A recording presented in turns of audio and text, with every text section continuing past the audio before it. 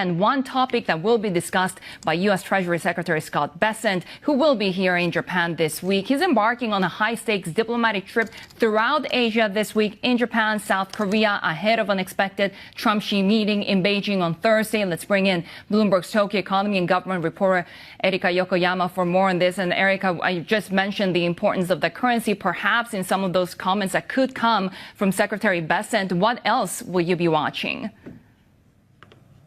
Exactly. The one key question is whether Bessent will say anything on Japan's macroeconomic policy after meeting Finance Minister Katayama and BOJ Governor Ueda.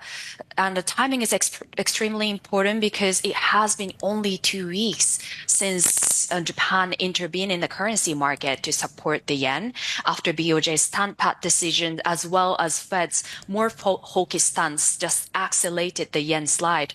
And you remember back in October, when Bessent visited Tokyo, he urged the Japanese government to ensure some policy space for BOJ, saying that it was necessary for exchange rate stability. So that suggests his preference for Japan to stabilize the currency through BOJ's rate hike rather than direct currency intervention. So if Bessent repeats the similar sort of message this time again, market could see it as a renewed external pressure from him on the BOJ to raise interest rates anytime soon. Yeah, exactly. So anything that comes out from Secretary Bessent this week will be so important because you and I have both spoken to Finance Minister Katayama, who's kept saying that the U.S. and Japan are on the same page, that they're constantly communicating. But could we expect this upped pressure if we continue to see the instability in the currency space?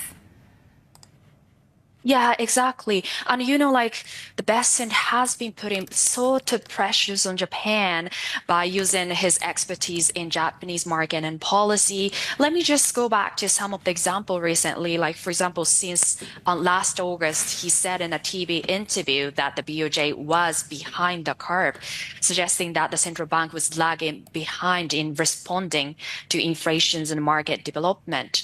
And also at the World Economic Forum in Davos in January this year, he also expressed some concerns about Japan's JGB yields hike, saying he was seeing some spillover effects into U.S. Treasury market. And also, he helped in generally coordinated rate check when both Tokyo and Washington contacted market participants as the yen came under pressure. So he has been putting some pressures on Japan, and every time he made some comments on Japan that moved the market as well. So that could be very well be the case again during the visit this time. Yeah, and Secretary Bessent also expected to meet with Prime Minister Takaichi, also Japan's foreign minister. This all ahead, of course, of the China-Trump-Xi summit. A very strong diplomatic signaling. Yes, correct. I think so because, as you said, Bessent is heading to China and join Trump after this Japan stop. And his meeting with Japanese leaders in that sense could also carry some implications for Japan and China relations. According to some local media report, discussions are expected to include economic security issues such as rare earth supply and energy procurement, Middle East relations, as well as China's export restrictions. So I think Takaichi will try to balance two objectives. So first, Japan wants to ensure that any U.S.-China new agreements do not leave Tokyo at a disadvantage, especially in trade or economic security. But at the same time, Beijing will be closely watching what we discussed with Bessent in Tokyo.